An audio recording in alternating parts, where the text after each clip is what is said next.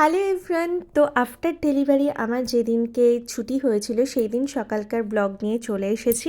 তো সকালবেলা ঘুম থেকে উঠে ফ্রেশ হয়ে আমি রেডি হয়ে নিয়েছি বাড়িতে যাব বলে। সাথে পুচকুকেও নার্সরা এসে রেডি করিয়ে দিয়েছে।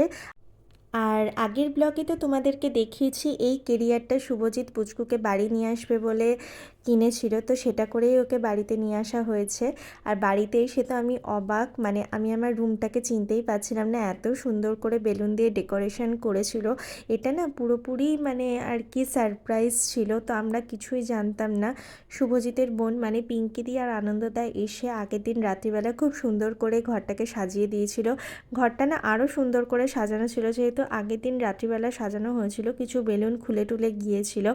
তো যাই হোক, এটা দেখে তো আমরা প্রচণ্ডই অবাক হয়েছিলাম আর খুব ভালোও লেগেছিল। বিকেলবেলায় ছোটো কাকিমা, ছোটো কাকু, পিঙ্কিদি, আনন্দদা, পুটু সবাই মিলে, বাড়ির সবাই মিলে আর কি কেক নিয়ে এসেছিলো। তো সেই কেক কাটিং হয়েছিল। তো আমার না খুব ইচ্ছা ছিল যে আমার ছেলে হোক বা মেয়ে হোক, যেই হোক, তাকে ওয়েলকাম করব খুব সুন্দর করে, কিন্তু যাই হোক সেটা আমরা করে উঠতে পারিনি। তো পিঙ্কিদি, আনন্দদা যে এত ভালো করে এত সুন্দর অ্যারেঞ্জ করেছে, আমরা সত্যিই খুব মানে আর কি অবাক হয়ে গিয়েছিলাম। আর আমাদের মনের ইচ্ছাটাও পূরণ হয়েছে বলতে পারো।